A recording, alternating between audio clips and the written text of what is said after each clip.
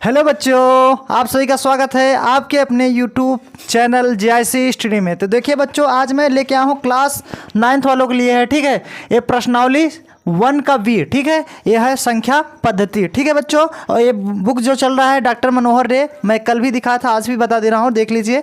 यही बुक चल रहा है, ठीक है। आप लोग बुक यही पढ़ाएंगे इस पे, ठीक है। तो देख लीजिए बुक आप लोग को अच्छे से दिखाई दे दिया होगा, ठीक है बच्चों। तो देखिए इसमें आज मैं प्रश्नावली 1 का बी हल करने वाला हूँ, ठीक है ना। तो देखिए अब मैं इसके आगे बढ़ता हूँ। तो देख लीजिए बच्चों, आप लोग कॉपी पेन लेके बैठ जाइए अच्छे से, ठीक है। तो देखिए बढ़ते हैं। तो ठीक है, देखिए अब आपका प्रश्न मैं हल करने जा रहा हूँ, ठीक है। तो देखिए बच्चों, आपका प्रश्न क्या दिया हुआ, ठीक है। तो देखिए आपका प्रश्न जो दिया हुआ है, देखिए लिख लिए, मैं पहले ही लिख दिया था प्रश्न स्टूडेंट। तो देखिए आपका पहला प्रश्न जो प्रश्नावली 1 का बी है, इसमें दिया हुआ है। पहला प्रश्न दिया है, निम्नलिखित पूर्णांकों के योगात्मक प्रतिलोम लिखिए, ठीक है स्टूडेंट। आपका क्या कह रहा है प्रश्न, मैं बुक से भी देख ले रहा हूँ, ठीक है। कह रहा है निम्नलिखित पूर्णांकों के योगात्मक प्रतिलोम लिखिए, ठीक है बच्चों। तो ये आपका प्रश्न है। तो देखिए इसको हमको कैसे हल करना है, बहुत बेहतरीन तरीके से बताने वाला हूँ, ठीक है बच्चों। तो देखिए आपका दिया है, हल कर रहे हैं, ठीक है। निम्नलिखित पूर्णांकों के योगात्मक प्रतिलोम लिखिए, योगात्मक प्रतिलोम, ठीक है। तो देखिए आपको जो -7 और 0 1 माइनस ब्रैकेट में a + b का इसका निकालना है, ठीक है। तो देखिए -7 का योगात्मक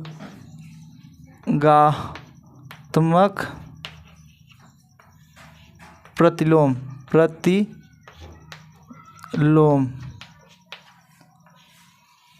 क्या हो जाएगा, देखिए -7 है ना, तो +7 हो जाएगा, ठीक है बच्चों।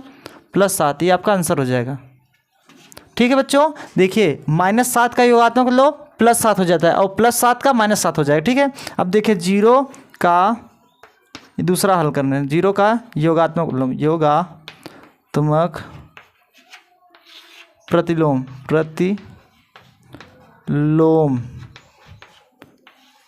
इसका क्या हो जाएगा, 0 ही रहेगा, ठीक है। 0 का योगात्मक प्रतिलोम 0 ही रहेगा, ठीक है बच्चों। अब देखिए आपका 1 का योगात्मक प्रतिलोम करेंगे, 1 का योगात्मक प्रतिलोम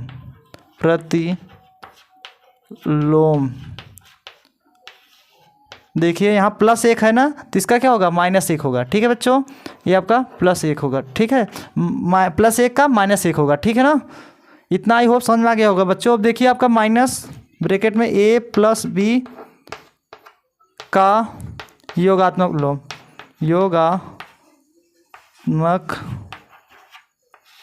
प्रतिलोम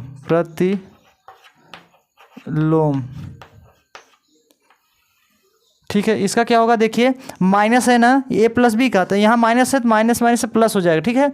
इसका आपका प्लस हो जाएगा, a + b होगा, ठीक है। a + b आपका होगा, इसमें ये आंसर हो जाएगा, ठीक है प्यारे बच्चों। तो देख लीजिए एक बार और, कह रहा था निम्नलिखित पूर्णांकों के योगात्मक प्रतिलोम लिखिए, ठीक है। तो -7 0 1 माइनस ब्रैकेट में a + b दिया था। तो पहला मैं प्रश्न जो दिया था, -7 का योगात्मक प्रतिलोम क्या होगा, +7 होगा, ठीक है बच्चों। और 0 का योगात्मक प्रतिलोम तो 0 ही रहेगा, ठीक है। इसमें माइनस से कोई प्रभाव नहीं पड़ने वाला, ठीक है बच्चों। अब देखिए अगला -1 का योगात्मक प्रतिलोम, देखिए यहाँ +1 है ना, तो यहाँ +1 का योगात्मक प्रतिलोम -1 होगा, ठीक है बच्चों। और माइनस ब्रैकेट में +b का योगात्मक प्रतिलोम प्लस होगा, क्योंकि माइनस नहीं हट जाता है इसमें, ठीक है। ठीक है बच्चे, यार बच्चों देखिए जैसे a का योगात्मक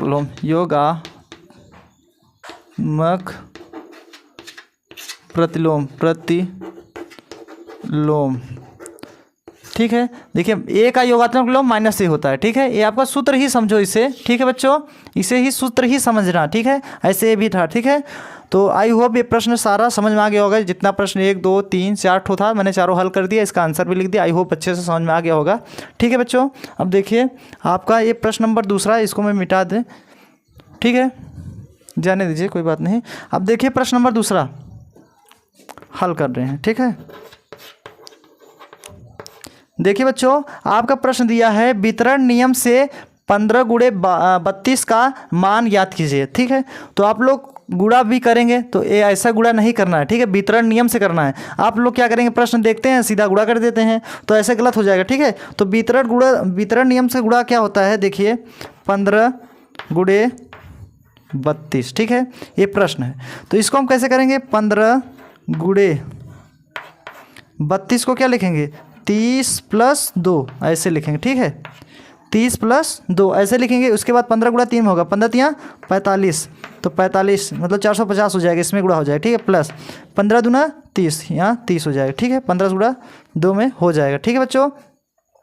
अब देखिए 30 हो गया, अब इसको जोड़ेंगे 30 × 50 = 80, तो मतलब 480 आ जाएगा, ठीक है। यही आपका क्या हो जाएगा, वितरण नियम से आंसर हो जाएगा, ठीक है बच्चों।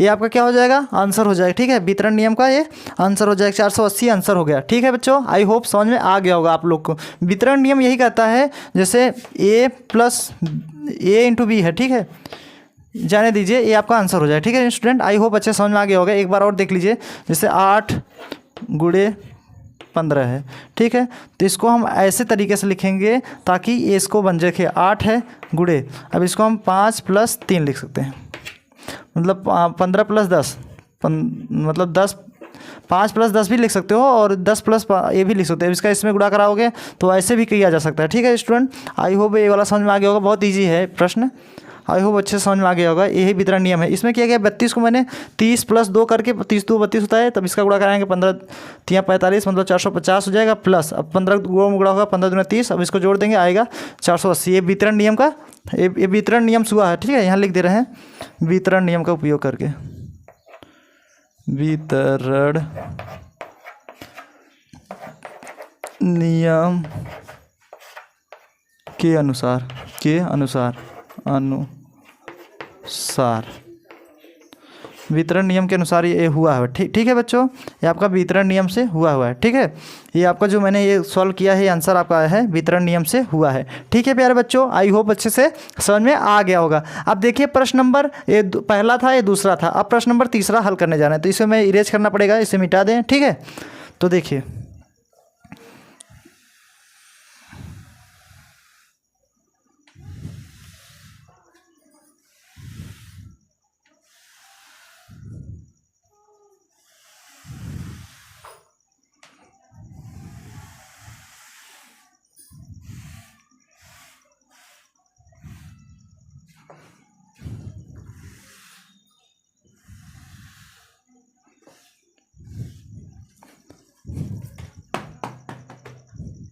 अब देखिए बच्चों, प्रश्न नंबर तीसरा क्या कह रहा है, मैं प्रश्न पढ़ दे रहा हूँ और लिख भी दूंगा, ठीक है।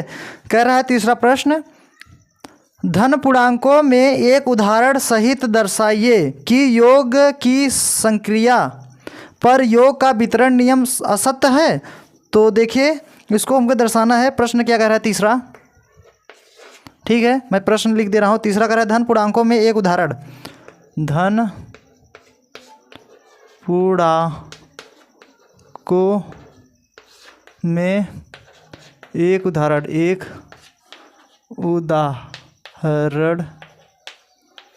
उदाहरण सहित दर्शाइए, ठीक है, दर्शाइए,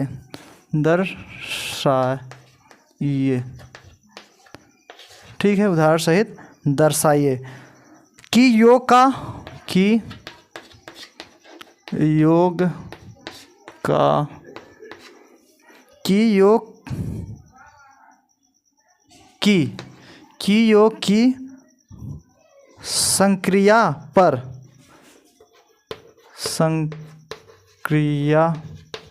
की संक्रिया पर योग का वितरण नियम असत्य है।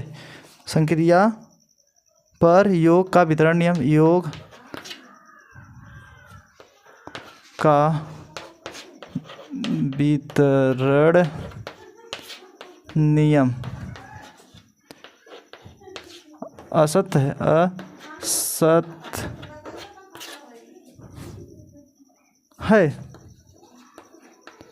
ठीक है प्यारे बच्चों। देखिए आपका प्रश्न जो दिया था मैंने यहाँ लिख दिया है। प्रश्न क्या कर रहा था, धन पूर्णांकों में एक उदाहरण सहित दर्शाइए कि योग की संक्रिया पर योग का वितरण नियम असत्य है। तो ये आपका बुक था प्रश्न नंबर 3, ठीक है।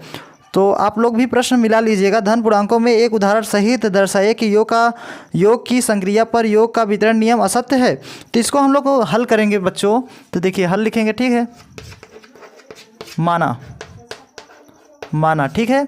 तो मानेंगे क्या इसमें, जैसे अपने से मानना पड़ेगा क्योंकि ये कह रहा है योग का वितरण नियम लिखना है, ठीक है प्यारे बच्चों। तो ये जो प्रश्न दिया हुआ है इसको हम अपने से लिखना पड़ेगा। तो इसको हम क्या लिख सकते हैं, 3 + 4 + 5, इसको ऐसे अलग कर सकते हैं, ठीक है। ये आपका क्या हो जाएगा, आपका ये वितरण नियम से इसको हम कैसे हल कर सकते हैं। देखिए 3 + ये 4 5 9 हो जाएगा ना, इसको जोड़ेंगे कितना आएगा 12, ठीक है। ये 12 हो जाएगा। ये आपका क्या हो गया, वितरण नियम से हुआ है। तो इसको हम वितरण नियम से किए हैं, ठीक है। अब इसको और आगे क्या है, यदि वितरण कहते हैं, मतलब इसे हम वितरण कहते हैं। ये जो आपका हुआ है इसे हम वितरण करते हैं, वितरण कहते हैं। ये जो है यदि ये वितरण कहते हैं। और इसके बाद में और हम लोग को अगर बेहतरीन करना हो, जैसे 3 + 4, ठीक है, इसको अलग कर दीजिए, प्लस 4 + 5, ऐसे भी कर सकते हैं, ठीक है बच्चों। 3 + 4 + 3 + 5 कर सकते हैं, सॉरी स्टूडेंट। तो देखिए आपका जो वितरण नियम है 3 + 4 कर देंगे प्लस 3 + 5 कर देंगे। तो ये क्या होगा, इसमें कह रहा है असत्य पूछ रहा है ना, वितरण नियम का असत्य।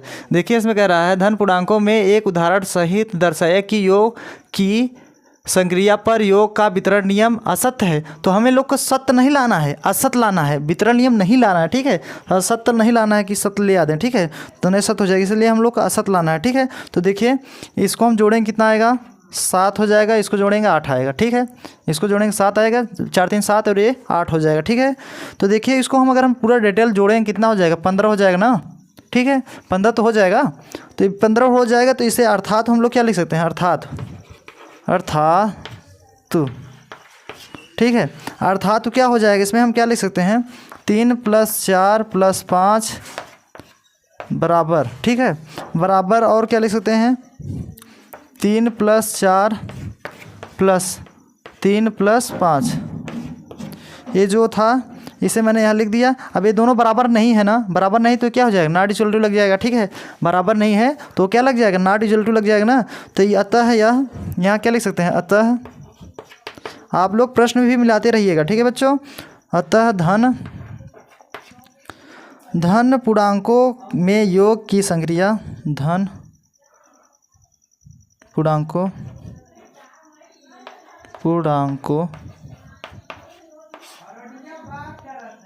में योग की संक्रिया, योग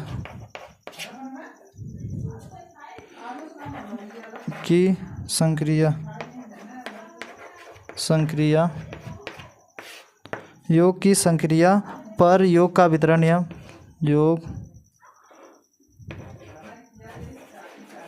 योग का वितरण नियम है, वितरण नियम है, यहाँ लिख दे रहे हैं, वितरण नियम असत्य है,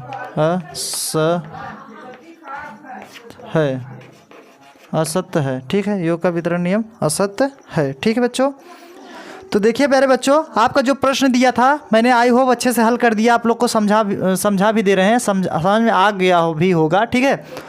तो देखिए धन पूर्णांकों में एक उदाहरण सहित दर्शाइए कि योग की संक्रिया पर योग का वितरण नियम असत्य है। देखिए बच्चों आपको जो प्रश्न दिया है, धन पूर्णांकों में एक उदाहरण सहित दर्शाइए कि योग की संक्रिया पर योग का वितरण नियम असत्य है, ठीक है। तो हल करेंगे, माना, ठीक है। तो मानेंगे क्या, 3 + 4 + 5, तो ये जो 4 + 5 है इसको अलग अलग करेंगे, तो यहाँ 3 लिखेंगे, इसको जोड़ेंगे 9 आ जाएगा, बराबर 12। ये आपका वितरण नियम है ना, यदि ये वितरण नियम कहते हैं तो ये क्या हो जाएगा, हमें लोग को क्या लाना है, असत्य लाना है, वितरण नियम नहीं लाना है, ठीक है। तो देखिए 3 + 4 करेंगे, ठीक है, 3 + 4 प्लस, अब 3 इसमें हो जाएगा, 3 + 5, ठीक है। यहाँ इसको जोड़ेंगे 3 4 7 हो जाएगा, प्लस 5 3 और 5 8 हो जाएगा, इसको जोड़ेंगे 15 आ जाएगा। ठीक है, तो 3 + 4 + 5 ये जो वितरण नियम है इसको लिख देंगे, ये जो लिखा था यहाँ, फिर बराबर अब ये वाला नियम लिख देंगे जो यहाँ लिखे थे ये वाला। ठीक है, दोनों बराबर कर देंगे ना, तो ये दोनों आपका कहाँ देखिए 12 15 बराबर आ रहा है, नहीं आ रहा है, इसके लिए नॉट इक्वल टू लग जाएगा। ठीक है, तो अतः धन पूर्णांकों में योग की संक्रिया पर योग का वितरण नियम असत्य है। यही आपका क्या हो जाएगा बच्चों, आंसर हो जाएगा। ठीक है, यही आंसर हो जाएगा। ठीक है बच्चों, आई होप अच्छे से समझ में आ गया होगा। ठीक है बच्चों, अब देखिए प्रश्न नंबर 4 बताने वाले हैं, इसे इरेज करना पड़ेगा बच्चों, तो इरेज कर दे रहे हैं।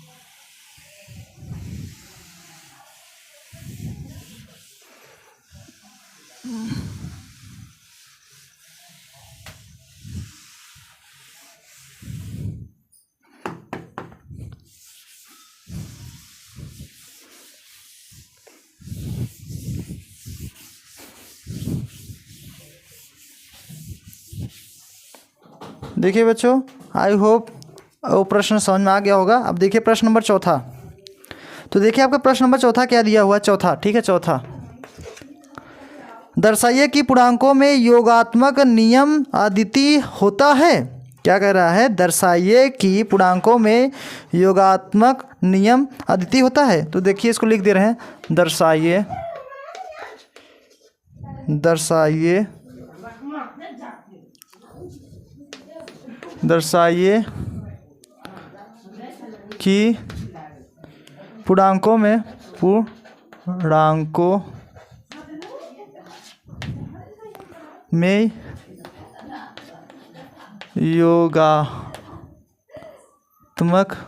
योगात्मक नियम अद्वितीय है, नियम अद्वितीय है, अद्वितीय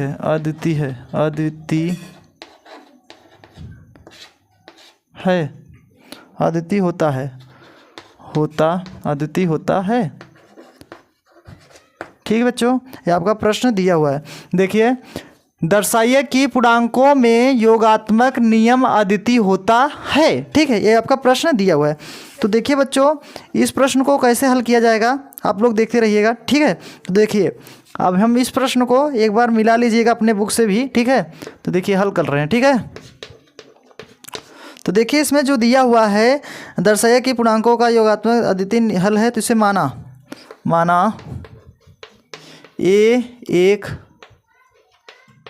ये जो है एक पूर्णांक है। ठीक है, ये एक जो है पूर्णांक है तथा दूसरा पूर्णांक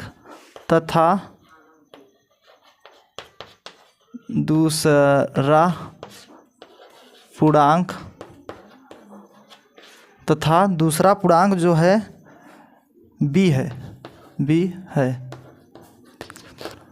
दूसरा पूर्णांक b है। तो तब a + b, ठीक है, a + b एक पूर्णांक होगा और b + a ये पूर्णांक होगा, ठीक है। ये भी क्या होगा आपका, दोनों क्या होगा, एक पूर्णांक होगा ना, तो यहाँ एक लिख सकते हैं, पूर्णांक एक है, एक पूर्णांक होगा, ये पूर्णांक है,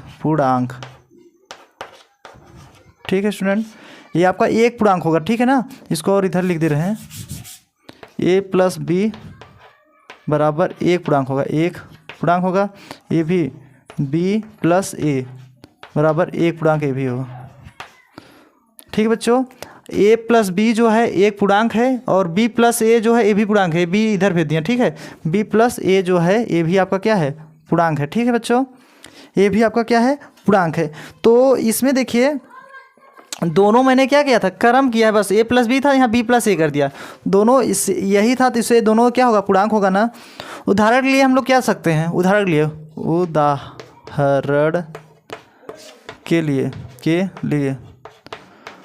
लिए क्या हो सकता है, उदाहरण के लिए जैसे आप लोग को क्या ले सकते हैं, माना यहाँ लिख सकते हैं, यहाँ लिख दीजिए, उदाहरण के लिए क्या, माना 2 एक पूर्णांक है, 2 भी एक पूर्णांक है ना, तो ये 2 पूर्णांक है, जो ऐसे मत लिखिए, 2 और 3, 2 एवं 3 लिख सकते हैं या तथा लिख सकते हैं। तो 2 तथा 3, जैसे 2 तथा 3 क्या हो जाएगा आपका, क्या दिख रहा है आपको, 2 तथा 3 2 पूर्णांक हैं, 2 पूर्णांक हैं, ठीक है, 2 तथा 3 2 पूर्णांक हैं, ठीक है। तब क्या हो जाएगा आपका, तब 2 + 3 क्या हो जाएगा, ठीक है बच्चों, आपका ये भी पूर्णांक होगा। 2 + 3 क्या हो जाएगा, 5 5 क्या है, पूर्णांक ही होगा ना, पूर्णांक होगा, ठीक है। अब देखिए आपका जैसे यहाँ 3 + 2 करें, ये भी क्या होगा आपका, ये भी पूर्णांक होगा, 5 हो जाएगा, इसका भी ये भी पूर्णांक ही होगा ना, पूर्णांक, ठीक है, ये भी आपका क्या होगा, पूर्णांक होगा, ठीक है ना। तो अतः हम लोग क्या लिख सकते हैं, अतः अब देखिए मैंने यहाँ ये भी समझा दिया, ये भी। अब देखिए अतः क्या लिख सकते हैं, पूर्णांकों के योगात्मक नियम अद्वितीय होता है, पूर्णांकों में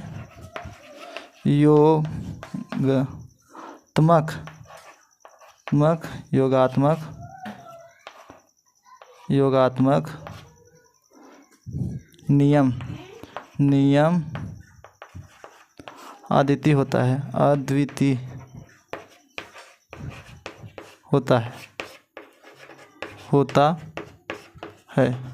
ठीक है स्टूडेंट, अद्वितीय हल होता है, ठीक है प्यारे बच्चों। तो देख लीजिए यही आपका क्या हो जाएगा, आंसर हो जाएगा। एक बार और देख लीजिए, ये आपका क्या हो जाएगा, देखिए, दर्शाइए कि पूर्णांकों में योगात्मक नियम अद्वितीय होता है। तो हमने हल किया है, माना ए एक पूर्णांक है तथा दूसरा पूर्णांक बी है, ठीक है। अब इसके बाद देखिए तब a + b एक पूर्णांक होगा और b + a भी एक पूर्णांक होगा। तो उदाहरण के लिए मैंने लिया है, माना है 2 तथा 3 2 पूर्णांक हैं, ठीक है। तब 2 + 3 = 5, ये भी पूर्णांक है। 2 + 3 मतलब 3 + 2 ये भी 5 भी पूर्णांक है। अतः पूर्णांकों में योगात्मक नियम अद्वितीय होता है, यही आपका हल हो जाएगा, आंसर हो जाएगा, ठीक है, यही आपका आंसर हो जाएगा। इसको ऐसे ही प्रूव्ड करना है, ठीक है स्टूडेंट। आई होप बहुत अच्छे से समझ में आ गया होगा। इसको अच्छे से आप लोग नोट्स बना लीजिए, उसी में लिखिए मैथ्स का, ठीक है, आप लोग अच्छे से उतार भी लीजिएगा, ठीक है। तो देखिए स्टूडेंट, आपका लास्ट प्रश्न इस अध्याय का लास्ट प्रश्न बचा हुआ है 5वां, ठीक है। अब देखिए 5वां प्रश्न जो कह रहा है, इसको मैं इरेज कर दूं, तब इसके बाद 5वां बताऊं, ठीक है स्टूडेंट। आई होप बहुत अच्छे से समझ में आ गया होगा। अब देखिए प्रश्न नंबर 5वां, इसको इरेज कर दें।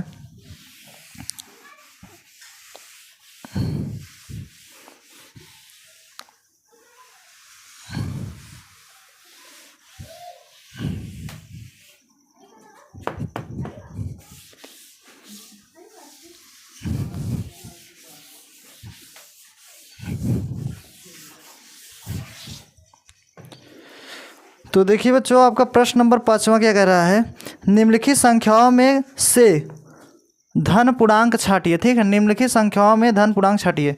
तो आपका प्रश्न नंबर 5वां जो दिया हुआ है, निम्नलिखित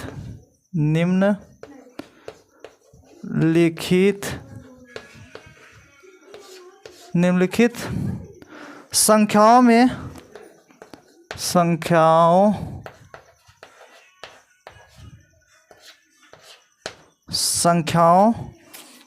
धन पूर्णांक संख्याओं में से धन पूर्णांक छांटिए, धन पूर्णांक छांटिए,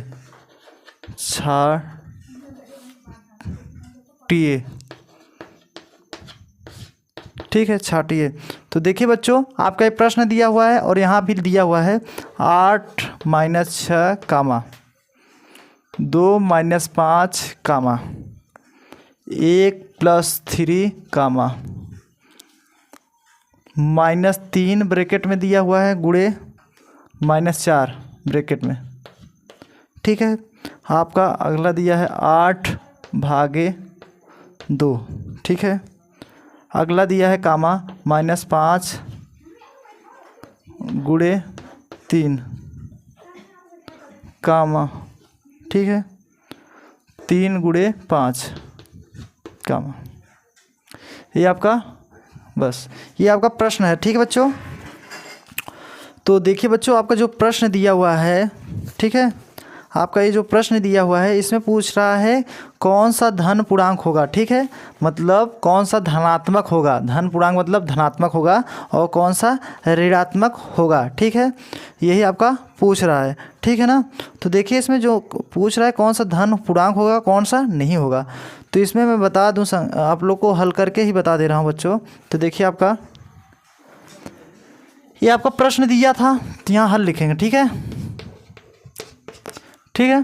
देखिए निम्नलिखित संख्याओं में से धन पूर्णांक छांटिए। आपका ये प्रश्न दिया 8 - 6 2 - 5 कामा a + 3 ब्रैकेट में 3 गुड़े मतलब ब्रैकेट में 3 ब्रैकेट बंद गुड़े ब्रैकेट में 4 -4 है कामा 8/2 कामा -5 × 3 कामा 5 × 3 × 5 है, ठीक है। तो इसको जब हम हल करेंगे, यहाँ देखिए जो प्रश्न दिया हुआ है उसको पहले यहाँ लिख दीजिए। देखिए 8 में से 6 घटाएंगे, ये आपका क्या बचे, 8 में से 6 घटाएंगे, पहले प्रश्न उतार लीजिए, ठीक है, कामा 2 - 5, ठीक है, 2 - 5 1 + 3 1 + 3, ठीक है, कामा, ठीक है, 1 + 3, अब -3 गुड़े -4, इसको प्रश्न पहले पूरा उतारना पड़ेगा, 8/2 कामा -5 × 3, ठीक है, कामा 3 × 5 हल करेंगे, उसके बाद इससे उतारेंगे, ठीक है। तो मैंने हल करके यही प्रश्न जो दिया था यही उतार लिया, ठीक है, यहाँ तक उतार लिया। अब देखिए इसको कैसे हल करेंगे, ठीक है। तो देखिए प्रश्न क्या दिया था, निम्नलिखित संख्याओं में से धन पूर्णांक छांटिए, आपका ये प्रश्न दिया हुआ था, ठीक है। तो मैंने यही प्रश्न हल करके उतारा है। अब इसको हमको धन पूर्णांक छांटना है। जैसे देखिए 2 धन होता है और माइनस जो लग जाता है तो ऋण पूर्णांक होता है, जो प्लस में रहता है वो धन पूर्णांक और जो माइनस रहता है वो ऋण पूर्णांक। तो हमें क्या छांटना है, ऋण पूर्णांक नहीं छांटना है, धन पूर्णांक छांटना है। तो देखिए कैसे छांटेंगे, अब 8 में से 6 घटाएंगे तो 2 आएगा ना, तो 2 आपका धन होता है, तो ये आपका धन पूर्णांक है, ठीक है। तो आपका क्या हो जाएगा, 2 आपका धन पूर्णांक होगा। तो देखिए आपका धन पूर्णांक कौन होगा, ये आपका 8 - 6, ये आपका क्या है, धन पूर्णांक है ना, ये आपका ये भी धन पूर्णांक है। और इसमें घटाएंगे ऋण है, इसको जोड़ेंगे 1 + 3, ये लिख लीजिए, ठीक है।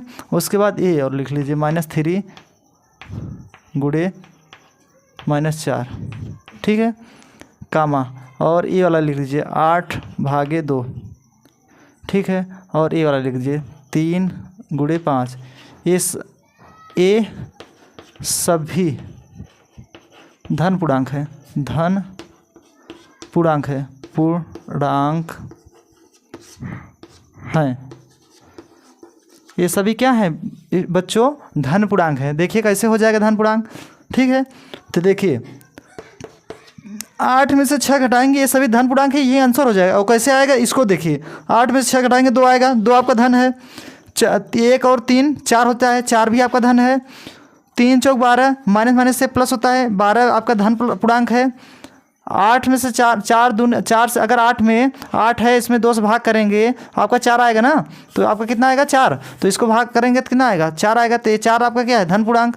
तो 8 5 15 जो आया है क्या, ये भी आपका क्या है, धन पूर्णांक है ना, माइनस में कोई भी नहीं आया है, तो ये सभी क्या होगा, धन पूर्णांक होगा। यही धन पूर्णांक बोला था छांटने के लिए, ठीक है बच्चों, यही बोला था धन पूर्णांक छांटने के लिए, ये आपका यही धन पूर्णांक हो जाएगा, ठीक है, यही आपका आंसर हो जाएगा। ऊपर का आंसर होगा, ये मैंने नीचे समझाने के लिए लिखा था, आप लोग यहीं तक लिखना है, ठीक है, यही लाइन तक, ठीक है, ये मैंने समझाने के लिए बताया, ठीक है प्यारे बच्चों। आई होप समझ में आ गया होगा, यही आंसर कर देना, ठीक है। बहुत बेहतरीन तरीके से मैंने बताया। देखिए ये जो आपका घटाएंगे, जैसे 5 में से 2 घटाएंगे तो -3 बचेगा ना, तो 3 आपका ऋण पूर्णांक हो जाएगा। ऐसे इसका 5 × 15 इसका गुणा करेंगे -15 आएगा ना, ये आपका क्या हो जाएगा, ऋण पूर्णांक हो जाएगा। इसीलिए मैंने यहाँ पे आपको लिख दिया है आपका कौन सा धन पूर्णांक है, इसको मैंने समझा भी दिया।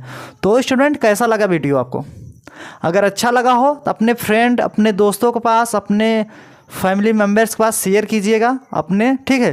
तो ताकि ऐसा वीडियो आप लोग को बने, आप लोग के पास बहुत जल्दी पहुंचे, ठीक है। तो शेयर भी कीजिएगा और बेल आइकन को प्रेस भी कर लीजिएगा ताकि नई वीडियो बने आप लोग के पास बहुत जल्दी पहुंच जाए, ठीक है। तो मिलते हैं प्यारे दोस्तों अगले वीडियो में। जय हिंद।